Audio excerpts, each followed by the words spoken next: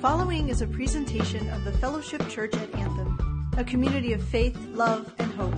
For more information, please visit fellowshipanthem.com.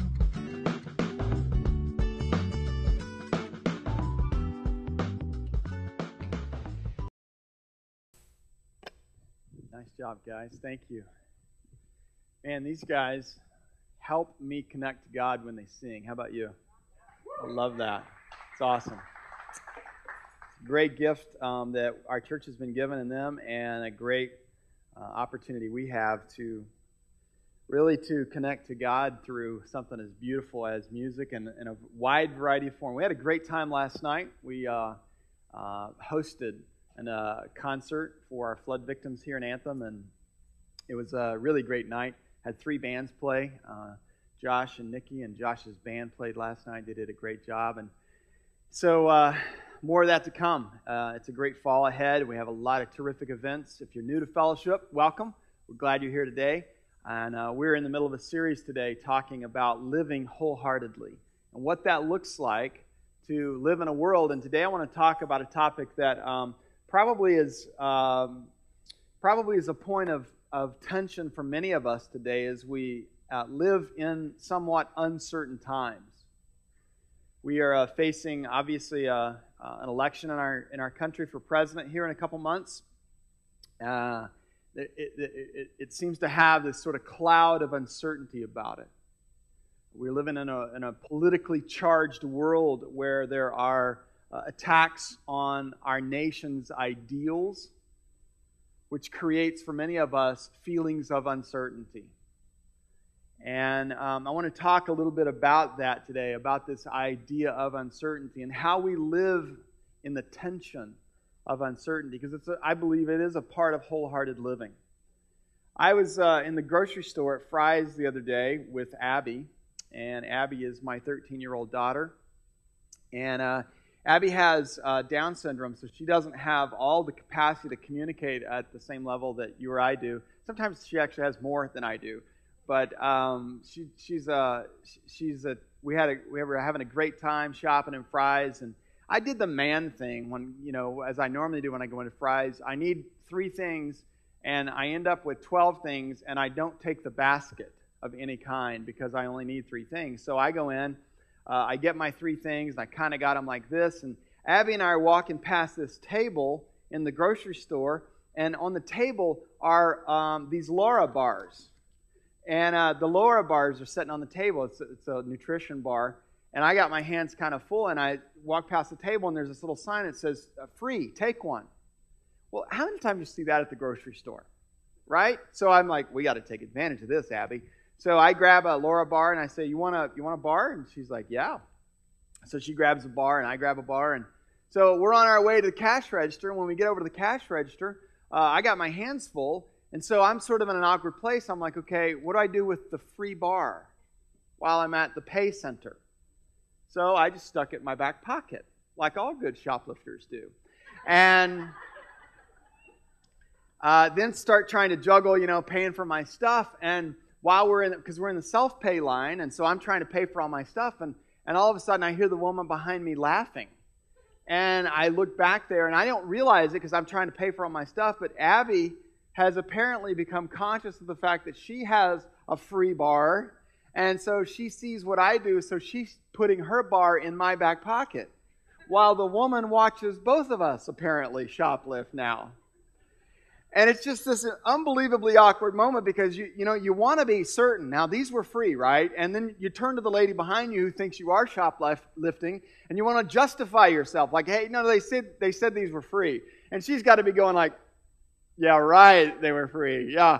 And she sees my daughter put hers in my pocket, and so then I'm trying to pull them out. But I don't want to run them across the bar scanner because then they would, not be free.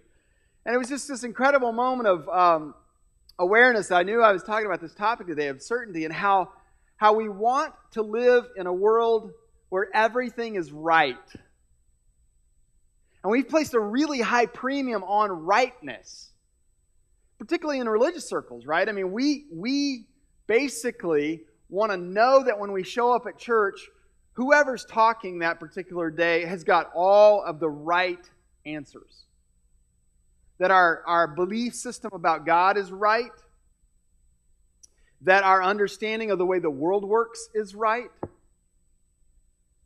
that the interpretation of passages of Scripture is the right interpretation, which shouldn't be hard to arrive at in today's world, correct? I mean, with no less than 168,000 denominations out there, I mean, we should all be able to get on the same page. But we show up wanting to know the right answers. And the pursuit of rightness or correctness or certainty might actually be costing us something in our relationship with God. I want you to look at this passage of Scripture with me. It talks about something that we probably all have in our vernacular. It's Hebrews chapter 11, verse 1. The thing we have, all of us have in our vernacular is faith. But the definition of what faith means to you, and you, and you, and you, and you, we could have well over 200 different definitions of faith here today. But the writer of Hebrews says faith makes us sure of what we hope for. Think about the paradox in that. Faith makes us sure or confident or certain of what we hope for. And when I think of something that I hope for, I don't automatically think of it as it's a done deal, it's a given. I think of faith as that sort of, well, I hope so, or I believe so, but there's an element of uncertainty attached to faith, and in our rationalistic, institutionalized version of God, we often attempt to push the uncertainty of God out so that we can just embrace all that we know about God or all we think we know about God. So faith is that thing that makes us sure of what we hope for. And then I love this part, but it gives us proof of what we cannot see. It gives us proof of what we cannot see. And that is what I really want to wrestle with a little bit today, this idea that there is the capacity to have some deep sense of knowing about God, about religion, about spirituality, about faith, married to this mystery and uncertainty of faith. And I believe they go together really, really well. And it's challenging because we live in a highly rational world. We have learned how to figure things out. We've learned how to deduce things. We've learned how to research things. We now have the capacity to know things that even a decade ago we didn't even know scientifically. And so our understanding of what exists out there, even in the realm of God and theology and faith, is more broad now than it ever has been. We have a sense of certainty about God and faith in the institutions of religion and church more than we ever have. And what happens with that is that idea that we've rationalized God has led to all sorts of programming in the church. I mean, we like to come to church and we like it to be predictable. Now, if you come to Fellowship Church, you probably like the unpredictability of church. You probably got tired of the predictability. But I grew up in a very predictable church environment. I mean, every single Sunday when we went to church, it was the same thing. The choir would come in, the organ would begin to play, everyone would be quiet, few people would begin to take naps. We would do an opening song, and then a prayer, and then another song, and then another song, and then the offering song where we gave our money. And then the pastor would come up, and even his talk was very structured and very formal and very predictable. And then the end would come, and then we would leave and go home. And somehow that version of our faith felt good to us because it was certain, it was predictable, it was known, it was familiar. And in my tradition, at least, that predictability, I think, often pushed the faith side of faith right out the door. The mystery side, the uncertainty of it. I like a quote by Anne Lamott. She says, "The opposite of faith is not doubt, but certainty." The opposite of faith is certainty. When Tony Robbins talks about how we're wired, I like his perspective on it. He says, there's a few things that human beings are intricately in need of, and one of those things is certainty. We need some predictable, measurable, quantifiable certainty in our life. But conversely, the second human need of all humans is unpredictability. We need variety. And that paradox that lives inside of us is often diminished when we come to express our faith, because we want to know the unknown things of God rather than just allow them to be. It's so funny to me today to be living as a parent in a couple generations removed from my parents and from my grandparents, and so much has happened in my short 35-year life that it's just remarkable. When you think about, I see parents today, we have a term for a certain version of parents today, helicopter parents. You've heard of that, right? Because they're constantly hovering over their kids, It's like, don't touch that. No, don't eat that. No, put that down. No, don't do that. Don't say that. Don't. And that, like their whole world is defined by don't. And as a kid, I grew up in a world, eating dirt. And, we absolutely never wore helmets of any kind. We never wore seat belts. We owned cars that didn't even have seat belts. We felt great freedom in that. It was part of being an American. Drive down the road in extreme danger. I remember as a kid riding in the back window of the car, where now you only put dogs, And today we're like, we got to protect. We got to, it's all got to be known. It's all got to be familiar. And I wonder sometimes if with our kids, we don't take the mystery and the uncertainty out of life that they actually need to grow up embracing. I loved science in high school and college, particularly because it was allowable to blow things up in science lab. And so I've always been sort of fascinated with science, and one of the fascinating pieces of science that's evolved over the last 40 years is what scientists have come to call the God particle. So you have this group of men and women who are unbelievably rational about the way they look at life, and their whole life is built around empirical data. And about the mid-60s or so, a couple scientists began to postulate that there is some element alive in this universe that connects all things that we can't seem to identify, define, quantify, connect to. It just is. It just is. And in the mid-90s, they began to conduct some experiments with particles and atoms, and they took atoms and they split them apart. They put one of the pieces in one part of the world, and another one in half a world away, and because these particles are connected to each other, and that now they've been split, they actually spin in different directions. And what they did is they reversed the polarity on one side of that particle, and immediately and instantaneously, in a non-local way, all the way around the world, the other half of that particle immediately reversed its direction. And it confirmed this idea that there's something bigger out there than we can deduce, something bigger than we can define, something bigger than we can postulate. There's something out there bigger than the smartest minds in the scientific world can figure out. And so they just simply termed it the God particle.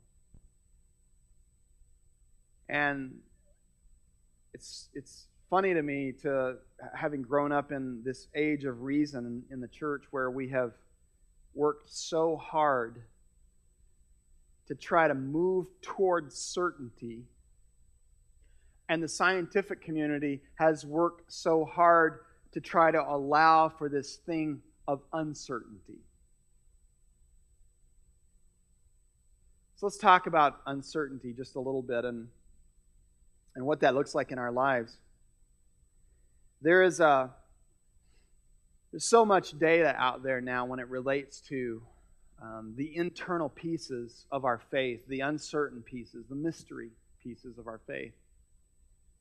And how we access that mystery and make room in our lives for uncertainty it's kind of a new venture for the church. In some ways, I see today's modern churches reaching back to traditional elements of the church from bygone centuries that just allow for and hold up this idea of mystery, this uncertainty. That surrounding God, there's this cloud of unknown and unknowing.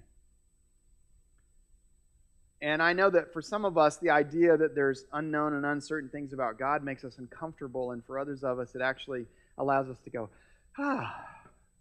that's good. I'm glad there are things about God that I don't know. Because if there weren't, that would probably make me God, or at least it would make me a pastor.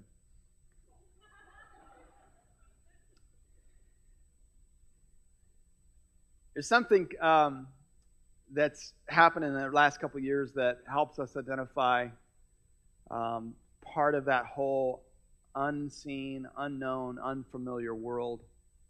And a word that we sometimes use for it is intuition.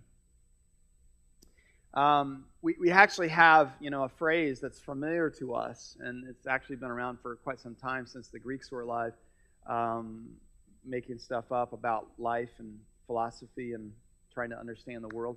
And we have a little phrase that we use sometime, I just feel it in my gut. Right? I feel it in my gut. What do you think you should do? I don't know. What's your gut say? We use that phrase sometimes. Another word that we sometimes use, I love you with all my heart. I love you with all my heart. And we sort of meant that kind of, metaphorically, not literally. And yet, the last couple of years, there's been some really fascinating research done where scientists now know that there's a bundle of enteric nerves in our intestines that are actually more in volume and intensity than the nerves that run down your spinal cord. And what they've done, research, this is hard science, guys. They've done research that they've taken people and set them in front of a computer screen, and they've monitored their heart rate, they've monitored their skin temperature, they've monitored their blood flow in their heart, and then they flashed images, emotionally charged images on the screen, sometimes a soothing image or sometimes an intense image on the screen. And what they've measured in multiple studies and multiple locations over the last decade is that 5 seconds before that image appears on the screen, certain individuals' body begins to respond to the emotion that's going to be reflected on that screen. Now, if you have any sort of balance to your life, you probably have those moments where you just feel something in your gut. Either something you should do, like I got to take action on this. How do you know? I don't know. I just feel it. It's the right thing to do. Or maybe something you shouldn't do. We were thinking about getting on a plane and we decided not to because I just felt weird about it. And then, there's a lot of stories that came out of 9/11 even of people that walked to the gate to get on a plane and turned around and walked away because it just didn't feel right. They felt something in their gut, and it turned out later that that plane went down. This idea of following our gut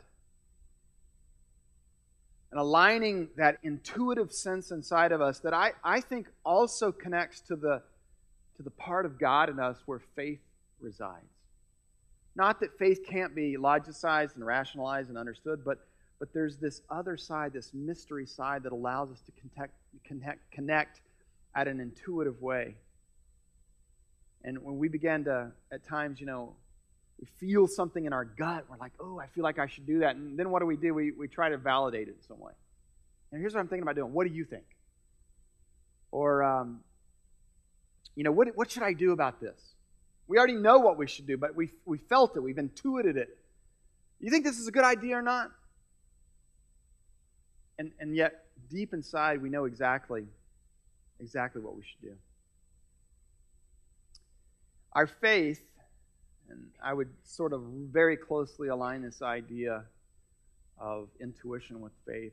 It's that, as the writer of Hebrews said, it's that capacity to see that which is not seeable. It's the affirmation, the certainty of something that I cannot empirically know. And part of what I'm wondering right now in my journey is, how do we cultivate that more? How do you live into that more? How do you let that quiet voice of God speak more loudly and more clearly into that place inside of me that allows me to live forward from that moment? Have you ever had a moment where you followed your intuition? You stepped out? It's like there was no logic for the decision that you made. There was no reason. You just followed it. You just said, I think I should do this, or I think I should go there. And when you moved out to do that, all of a sudden the scenario evolved. It just eventuated. Maybe it was a business decision, and you just said, you know what, we're going to do it. And you did it, and it worked. It clicked. You made $1 gazillion. Whatever. Or you went down a particular road that you don't often go down, but you just felt like you should go down. And when you did, maybe you were in the right place at the right time to help someone. We've all had moments like that, I'm sure, where we followed our gut and it put us right where we needed to be. And even if you've had a lot of those experiences in your life, it still comes up at times when you feel something in your gut, when you feel a prompting, when you feel, let's just use our church language, you feel God's Spirit speaking to you, that we don't often follow up on that because we're afraid, or it's too unfamiliar, or there's not enough data, or we're trying to do the pros and cons list. How do we learn to listen to our gut? And how do we learn to follow that still small voice of faith inside of us? How do we do that? I like what Richard Rohr, the theologian, says about this idea of faith and reason. He says, my scientist friends have come up with things like principles of uncertainty. They are willing to live inside of imagined hypotheses and theories. But many religious folks insist on answers that are always true. We love closure. We love resolution. We love clarity. While thinking that we are people of faith, how strange that the very word faith has come to mean its exact opposite. It's interesting, isn't it, that we don't often define the mystery of faith by its unknown, unfamiliar, and uncertain qualities. We now want certainty surrounding this very idea of the unknown. I think the challenge for many of us is that we don't know how to hold the tension between the known and the unknown and just let it be. We are uncomfortable with it. We are uncomfortable with unknowing. I have a part of my personality structure that loves new experiences and new adventures. And it's part of the way God just wired me. It's part of what would cause me to move from Texas to Arizona and not know a soul and try to start a church in the middle of the desert. It's part of what would compel me yesterday to go for my very first pedicure.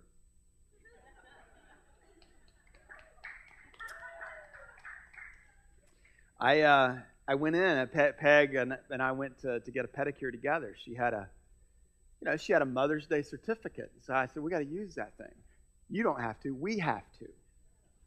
And so we went to the pedicure place, and those places are intimidating to men, ladies. I don't know if you know that or not, but they're intimidating. You walk in, and there's technicians there that are professional, and there's like these large lounge chairs, which looks very inviting, but they've got like all this extra apparatus attached to them, tubs of water, and then you get over there and you get set down, and you're like, I think this is going to be a good experience. And then all of a sudden, like, they throw back this little towel, and there's all these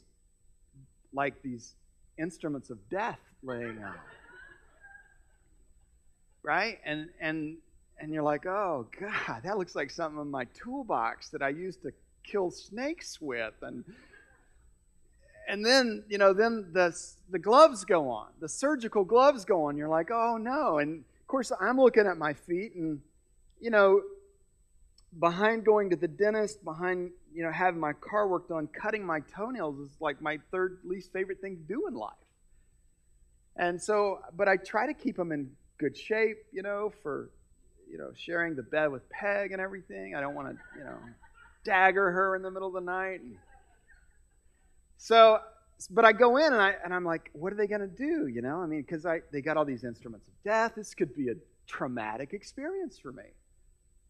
And it's this embrace of the unknown and the unfamiliar at great risk to my life that I was willing to put my feet up there and have, her get all the instruments of death around me and begin to clip and scrape and buff and defoliate and all kinds of, then they got all these chemicals and they're squirting chemicals and rubbing and, with all kinds of stuff. And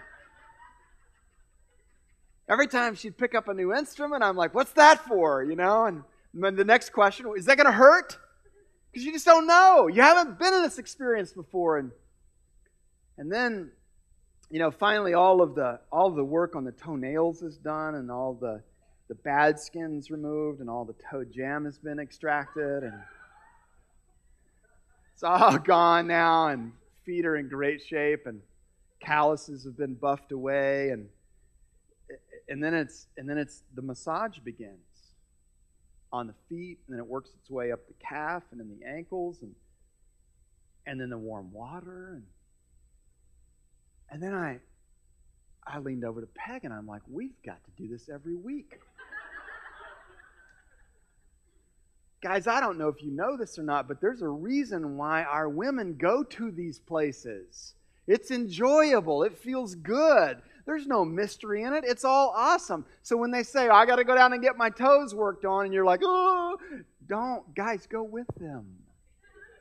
This could be a life-changing moment for you. To get to a new place in our faith, we have to embrace the unknown. We have to be willing to risk venturing into a spot we've never been before. It's the only way your faith grows. If you walk through these doors every Sunday with your sort of set belief system, and you never want me to help you ask larger questions about that system of beliefs, if you only want me to validate what you already believe, I promise you, your faith will not expand. The expansion of our faith and the depth of our heart increasing is all about walking through the doors on any given Sunday, and for me to lob something out to you that causes you to challenge yourself. And you walk away and you go, you know what? I don't know if I like that he said that today. But then instead of never coming back, you actually sit with the uncertainty. You allow the tension to sit there. You go, I don't know, maybe. And if you have presence of mind to step out of your belief system and actually look at it from a different vantage point, you might actually see, you know what? Maybe what I have believed all my life is only a sliver of what should be believed or what could be believed about God. I started pastoring when I was 21. I was 21 years old when I became a pastor, a head pastor for the first time. And, it was really intimidating because of the tradition that I grew up in. The pastors were the answer men. They were the Bible answer guys. You had to have, all the knowledge about God. People were going to come in every week and with their big life questions and big eternal questions and big faith questions, and I'm supposed to have all the answers. And it took me probably 2 decades and a couple of breakdowns to finally realize I don't have all the answers. Not only can I not, but I don't have them. And it helped me begin to embrace some things about faith and about what it can look like as it's lived out in our lives. So let me give you just a couple practical pieces as you walk out today. And some of you might not think these are practical because you want answers. But let me just give you a couple things. First of all, here's some certain things about uncertainty. If you're going to live in the real world, you cannot escape uncertainty. If you want to live in academia and institutional church and corporate America where everything is set and rigid, and you think it's all known and familiar, you're just kidding yourself. Right? I mean, we look to the institutions of our country to provide some measure of certainty and concreteness to whatever our belief systems are, but to step back and actually go, you know what? Living in this world means embracing at times things that I just don't know. It means embracing uncertainty. There's no way to escape it. Here's the second thing about dealing with uncertainty. You can develop tools to deal with life's uncertainty. You can. I mean, God just doesn't want us walking around in the world going, oh my God, I just don't know, I don't know. He doesn't want us like that. But He does want us to embrace the uncertainty with tools that we can develop in our lives. Let me give you a couple. One's meditation. We've talked about this a lot in the last couple of years because it's been a radical, transformative piece for me personally.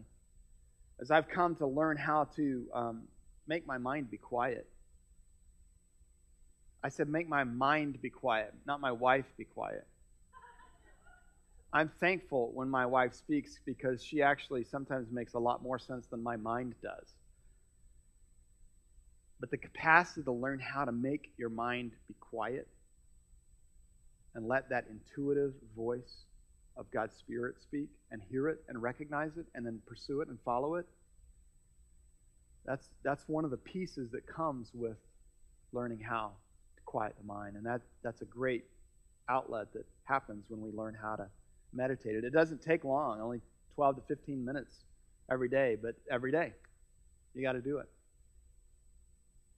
They actually know now neurologically that with about 60 days of constant meditation, 12 to 15 minutes a day, you actually begin to rewire your brain. It rewires itself. And with 90 days of practice and meditation, you can actually begin to alter your genes. Not these. The ones that make you who you are.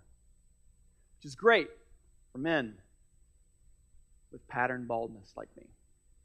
I'm altering all my genes up here in the next 90 days. So meditation is a great tool to help you deal with life's uncertainties. Here's another one. This is a tool. We don't often think of this as a tool because we live in such a high control environment. But sometimes just accepting the uncertainty is a great tool. Because I know for me, when I rub up against a situation that I don't like, my first question is, how do I change it? How do I make it different? How do I make it better? How do I fix it? The last question that I sometimes ask myself is, how do I accept it? And sometimes that is the best question. Just how do I accept this? How do I accept it? Here's the third thing. I think it's what we call faith or intuition. So, flip back a minute, I'm sorry. The third tool is really faith or intuition. It's listening to the voice of God that lives inside of us, that speaks through our gut or speaks through our heart. Where we can't pro and con it down a list, but we just know it's exactly what we're supposed to do. How do you know? I don't know. I just know. Learning to listen to that voice, cultivating an ear for that voice is a powerful way to deal with life's uncertainty. And then here's the third piece. Just embrace the unknown. No, really. It's okay. 3 of the greatest words that I've ever learned to use as a pastor is, I don't know. And it took me a long time to really embrace that little phrase, because people always come to me and they're like, hey, here's my life problem. What do you think I should do? Or what is God trying to accomplish in this? Or what should be my response? And, I would, well, okay, let's think about this, and then I would quote some couple Bible verses and then throw a couple big words out that I knew they didn't know what they mean. And, I think God probably is dealing with the whole issue of your sanctification. And if you work towards that transubstantiation, then you probably would be able to move across some sort of transcendental place and be able to connect to the more ethereal realms of that which is otherwise known as holy. And then if you sort of like grab the bottom of your chin, which has become easier for me in the last couple of years, if you grab the bottom and then sort of pensively nod, most people will just go, wow. And they'll walk away. Thank you. Oh, thank you, Pastor. Wow. And as they're walking away, they're going, what the hell is he doing? No clue, right? So I've learned to repattern my response to a more realistic version now. It goes something like this. Hey, Pastor, what do you think about this? I got this life issue. I got this uncertainty. What does God think about this? I'm like, I don't know. See you later.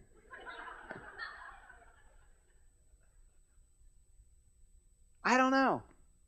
I just don't know.